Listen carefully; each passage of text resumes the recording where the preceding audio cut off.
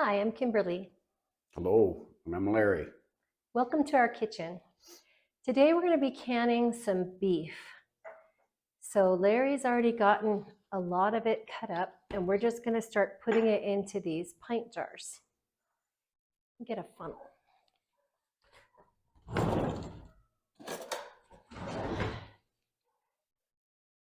Okay, you want to start putting it in there? What do I need? Sure.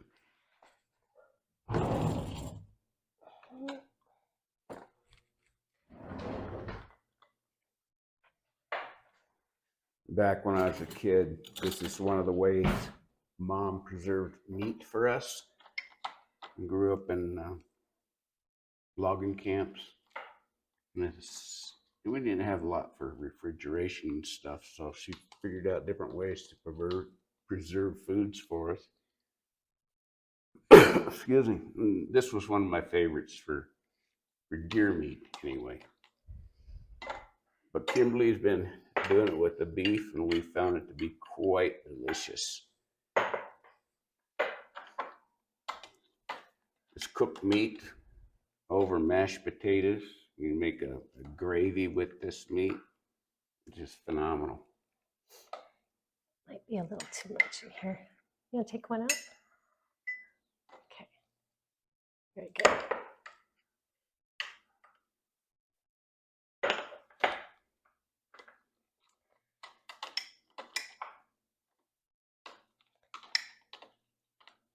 It's nice to have this on the pantry shelves for quick meals or just for disaster preparedness.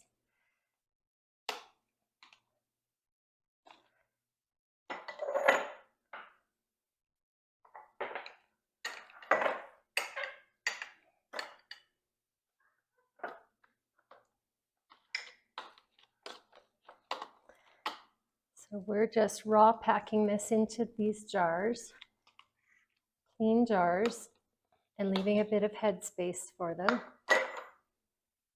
Let's see, I think that's a little too much.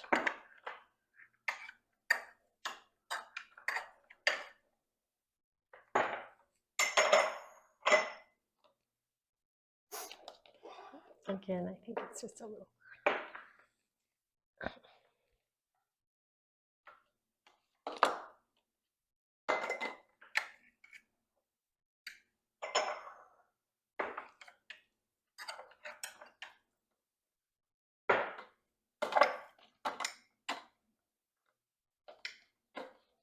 Goes really fast with both of us working, doesn't it? Not too much. A little more? Yeah, more, but not too much. Maybe one more piece? Here. Okay.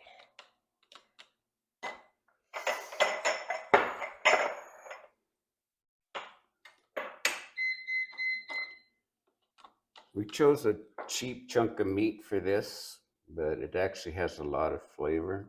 This is some beef shanks. It's got a lot of gristly type stuff here. But once we can that, it's quite delicious. And it's not chewy or anything. And we've started with about 20 pounds of meat here.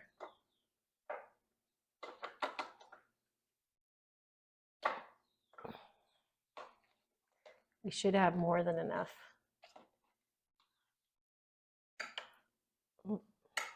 Think one more? Okay. Perfect.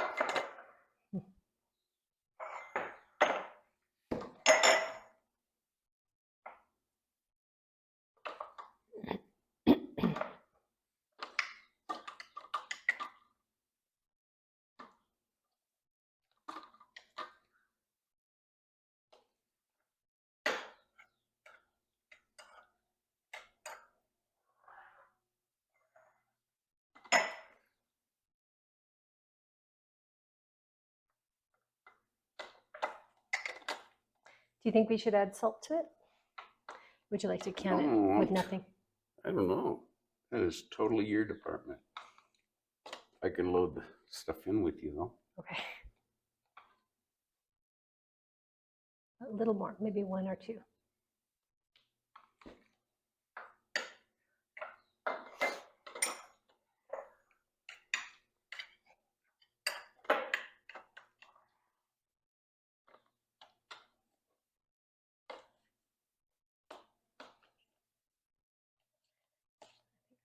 too much.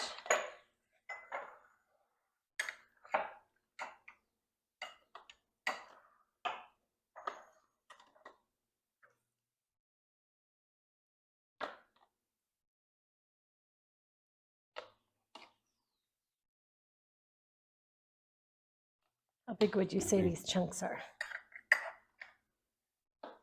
This big. Okay, one more.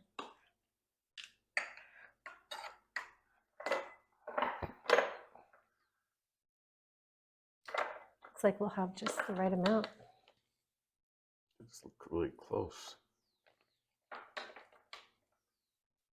think I need one or two more. One more. Okay.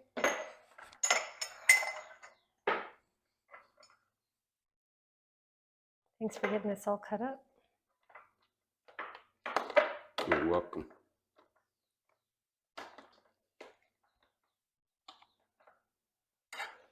I think we can fit one more in there. Okay, two more because they were small, right? Okay.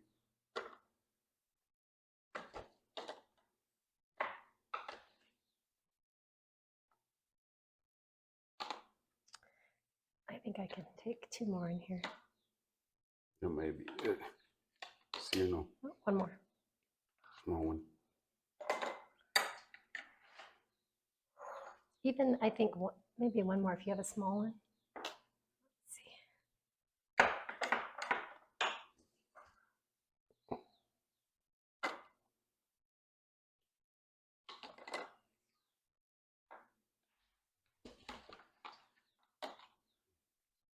Jacob's on the loose.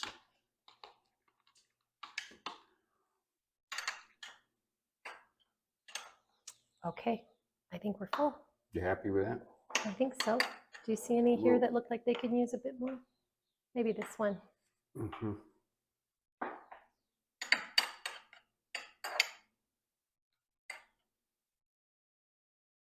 Hey, I'm down to like 6 pieces. Can we fit them all in? I think this one. This one? This one? This one? Sure. This one? Perfect. This one. And I'm how gonna about really here? crush that one. Oh, excellent. Okay.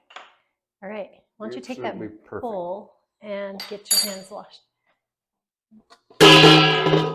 Aye.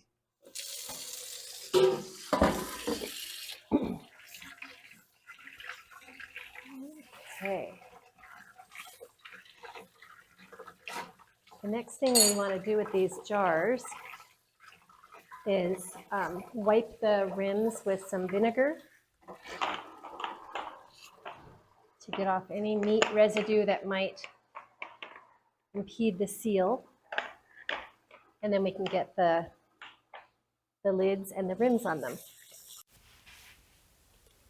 With a little bit of white distilled vinegar on this washcloth, I'm wiping down the rims of the jars to remove any residue from the meat. This will help us ensure a better seal. We decided to add half a teaspoon of salt to each of the jars. Now the salt's optional, but Larry was really pleased with how this turned out with this amount of seasoning. We don't add anything else to the jars, no liquid. It's not necessary because the meat will release its own juices in the canning process. Then we're going to put on the lids and screw on the rims, only finger tight, not too tight, just until we get a little bit of resistance. Now this is the first time I've used this particular brand of canning lids. The brand is 4Jars, F-O-R-J-A-R-S. This brand comes highly recommended by my favorite YouTubers, including Becky at Acre Homestead, Jessica at Three River Homestead, and Becky at the Seasonal Homestead. This is my first time using this brand, and so far I'm pleased with them. I wanted to try this brand because I've had some recent seal failures with my canned beans, and I hope this will correct the problem. but I typically don't have seal failures when I can meat, so I don't know if it makes a difference in this application. After getting all the jars ready, we're just going to load them up in the canner and turn on the heat and begin processing. These are not quart jars, but pint jars.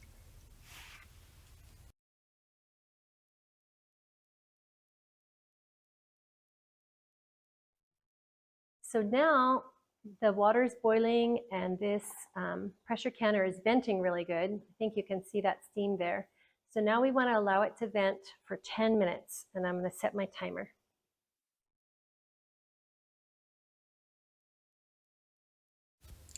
Now that we've vented for 10 minutes, I'm going to add the weight and start building up the pressure. We need to reach a pressure of 15 pounds because of our altitude high up in the Andes Mountains at 8,000 feet. Then we can begin the processing time.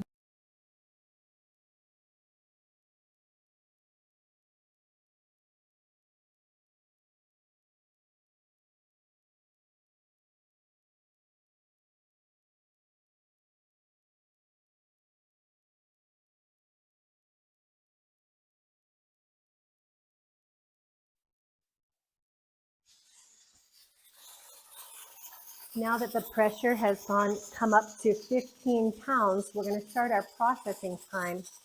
These quart sizes need to process for 75 minutes or 1 hour and 15 minutes. So I'm going to set my timer for that, and I'm going to adjust the flame as needed to maintain this between 15 and 16 pounds of pressure.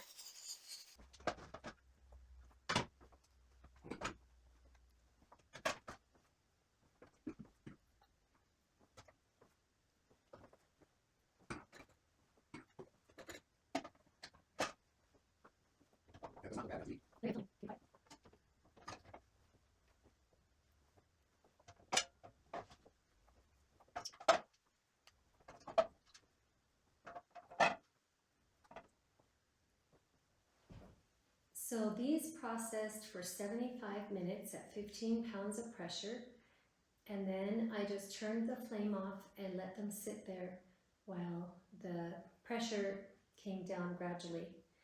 Now I've taken them all out of the canner and they're just going to sit here undisturbed until tomorrow, and then we'll check the seals. So these sat overnight undisturbed, and then today we've checked the seals, and all of the seals are great, except that we had one jar, one of the 16, that broke in the canning process. I'm not really sure why. Maybe the jar had a defect of some kind, but the remaining 15 have all sealed perfectly, and we've removed the rims from them and given them a good wash, and they're ready to put on the pantry shelves. Pretty nice, huh? So we're looking forward now to sampling the product. And if I can get right to that, my candy lid opener. Hey, They have a nice like I tight said, seal. like I said, my wife will open this lid. Well Okay. done, Kimberly. And with my taster here.